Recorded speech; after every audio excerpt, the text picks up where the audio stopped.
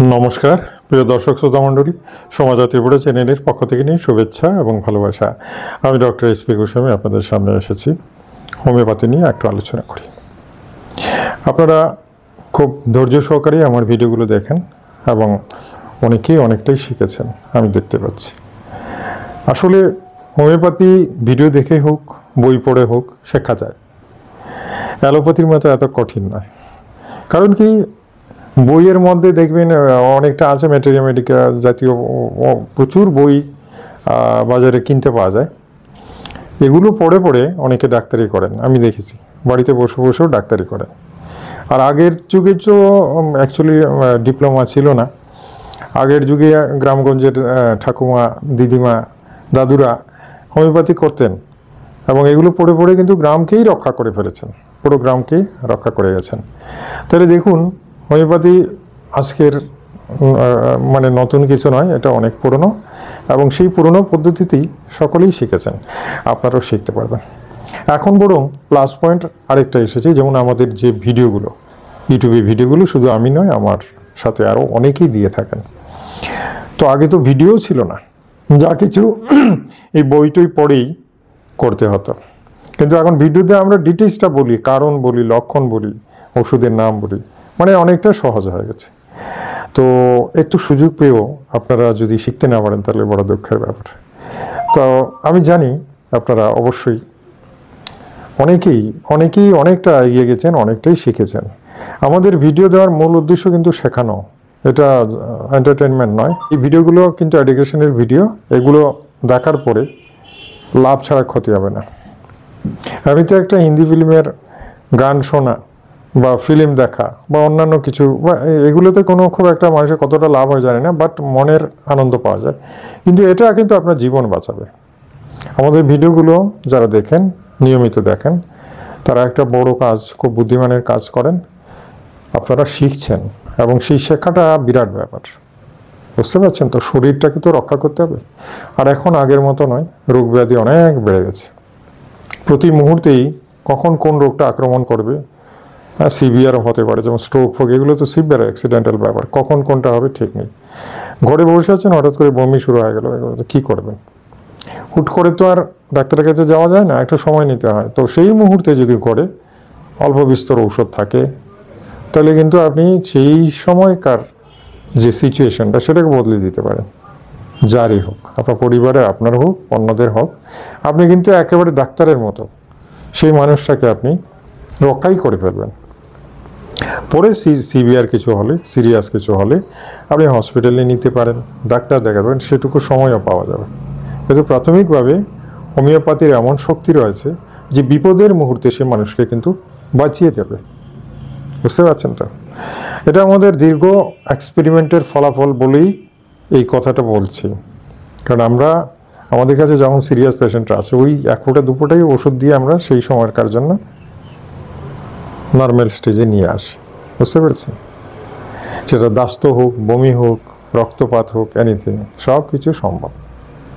ঠিক আছে, দেখুন, হোমিওপ্যাথি হচ্ছে পৃথিবীর, আমার মতে, আমি জানি না অন্যরা কে কীভাবে, কিন্তু আমার মতে হোমিওপ্যাথি চিকিৎসা আমি যা মনে করি খুব খুব গুপ্ত একটা ট্রিটমেন্ট, অর্থাৎ রহস্যময়।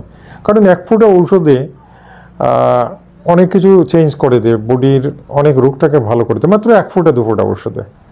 সেটা একটা ম্যাজিক ছাড়া আর কি। যেখানে অ্যালোপ্যাথিক ক্যাপসুল এক গাদা খেতে হয়, ইঞ্জেকশন 10টা নিতে হবে, হ্যাঁ, স্যালাইন দিতে হবে 5টা, সেই কাজটা এক ফোঁটা ওষুধে করে নেয়।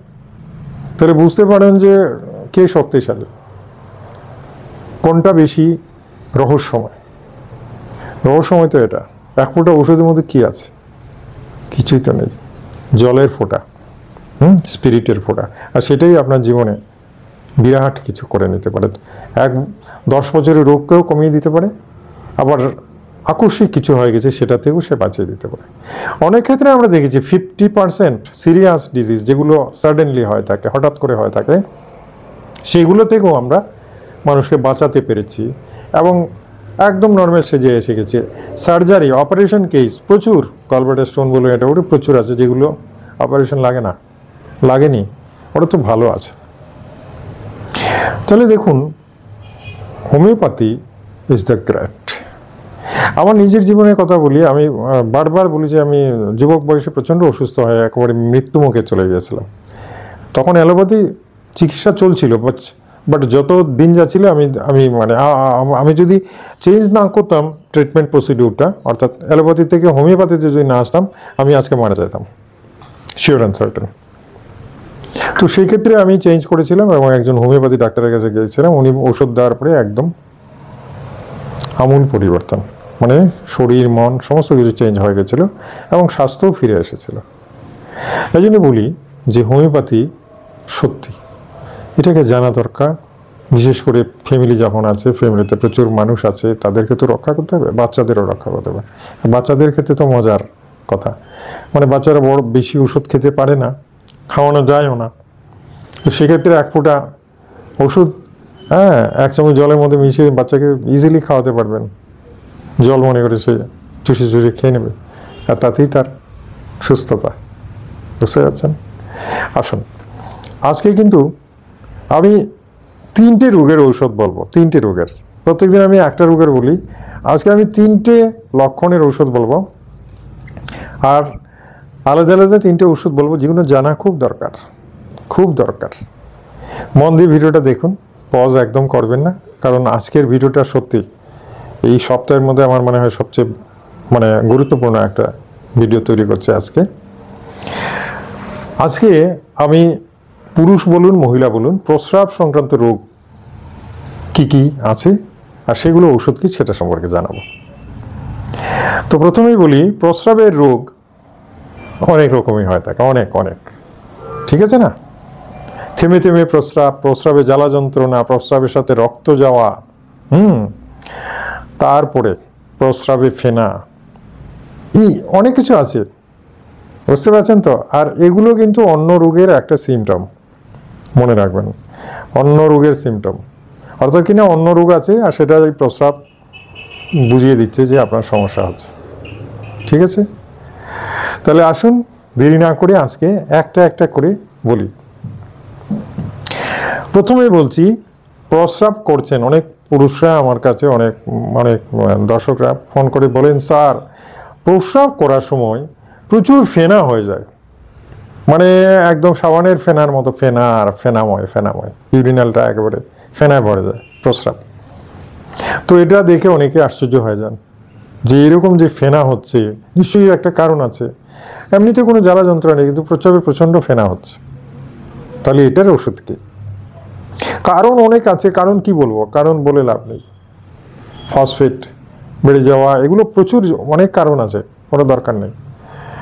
প্রস্রাবের এই ফেনাটা বন্ধ করতে গেলে যে ওষুধটা লাগে সেটার নাম হচ্ছে সারসাপেরিলা।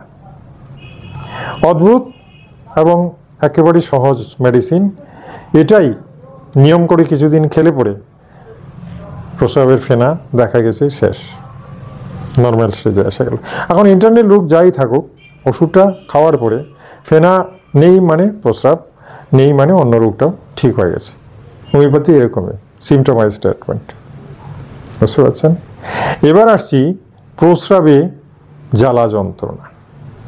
প্রস্রাব কম হোক বেশি হোক, কম হয় না, যাদের জ্বালা যন্ত্রণা থাকে প্রস্রাব বেশি হয়, কিন্তু প্রস্রাব করার সময় জলে মরিচের মতো জলে প্রস্রাব, খুব কষ্ট হয়। প্রস্রাবের জ্বালা যাদের হয় তারা জানেন যে প্রস্রাব করার সময় জ্বালা হলে কি কষ্ট, ভীষণ অস্বস্তি হয় এবং কষ্ট হয়, মারাত্মক কষ্ট হয়। তাহলে জ্বালাটা চট করে থামে না, অনেকক্ষণ থাকে, তারপরে গিয়ে কমে। তো এরকম যদি প্রস্রাবে জ্বালা থাকে তাহলে একটা ভালো মেডিসিন আছে, একেবারে গ্যারেন্টেড, মানে এটা খেলে পরে প্রস্রাবের জ্বালা থাকবে না। জানেন সেই ওষুধটার নাম হচ্ছে ক্যান্থারিস। এটা মাদার টিনচারই খাওয়া ভালো, এটা পটেন্সিও আছে, বাট আমি বলবো মাদার টিনচারই বেস্ট। সারসাপেরিলও মাদার টিনচার পাওয়া যায়। তো এগুলো এই যে প্রস্রাবের জ্বালা যন্ত্রণায় ক্যান্থারিস আধা কাপ জলের মধ্যে 10 ফোঁটা মিশিয়ে দিনে 3 বার খাওয়া যায়। প্রস্রাবে জ্বালা যন্ত্রণা একদম গায়েব হয়ে যাবে, কিচ্ছু থাকবে না, ঠিক আছে?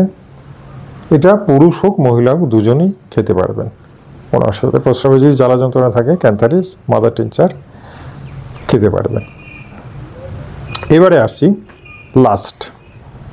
প্রস্রাব করেন অনেকে, কিন্তু প্রস্রাবটা ক্লিয়ার হয় না, থেমে থেমে 2-4 ফুটা হলো, প্রস্রাবটা ক্লিয়ার হচ্ছে না। আবার কিছুক্ষণ আবার প্রস্রাব বেগ আসলো, গেলেন, যাওয়ার পরে ওই একটুখানি হলো, আবার মনে হচ্ছে প্রস্রাব আটকে আছে, প্রস্রাব আছে, মূত্রথলিতে প্রস্রাব আছে কিন্তু বের হতে পারছে না, যেন বাধা পাচ্ছে, এইরকম একটা অবস্থা, থেমে থেমে।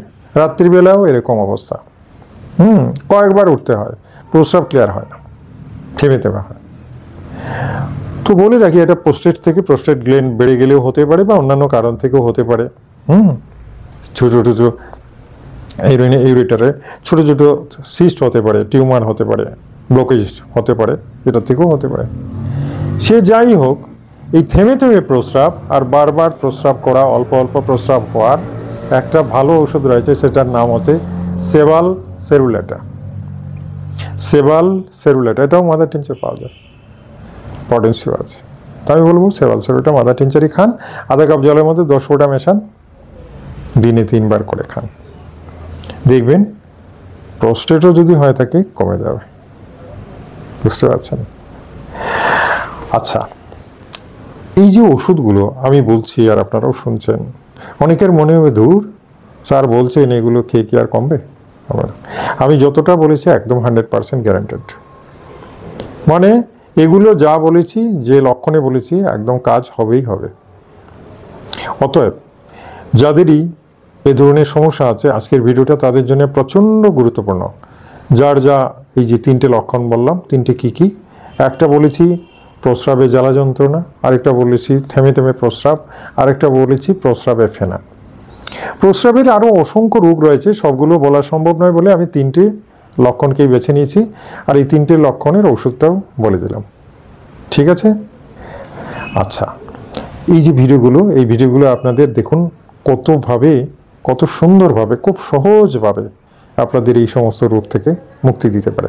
তা নাহলে আপনারা কিন্তু দৌড়াবেন সার্জনের কাছে, আপনারা দৌড়াবেন অ্যালোপ্যাথি ডাক্তারের কাছে, সেখানে ইঞ্জেকশন প্রচুর অনেক কিছু দেওয়া হবে, তারপরেও যে কতটা ভালো হবে ঠিক নেই। লাস্টে হয়তো বলবেন প্রোস্টেট অপারেশন করতে হবে, এরকমও হচ্ছে। তো সবার আগে এই ওষুধগুলো ট্রাই করতে পারেন, এবং এইটা করার পরে দেখবেন সত্যি সত্যি আমি যা বললাম কমে গেছে, কারণ এগুলো আমাদের এক্সপেরিমেন্টেড মেডিসিন। ঠিক আছে? আমার চ্যানেলে আজকে যারা প্রথম এলেন, চ্যানেলটাকে সাবস্ক্রাইব করে নিন, বেল আইকনটা টিপে দিন, যাতে প্রত্যেক দিন আপনার মোবাইলে আমার ভিডিওগুলো চলে যায়। আর এই ভিডিওটা ভালো লাগলে একটা লাইক দেবেন না? নিশ্চয়ই দেবেন, লাইক দিন। আর আত্মীয় বন্ধুদের ভিডিওটা শেয়ার করুন, তারাও উপকৃত হবে, ধন্যবাদ জানাবে আপনাকে। এভাবেই প্রত্যেকের কাজে আসুন। ঠিক আছে?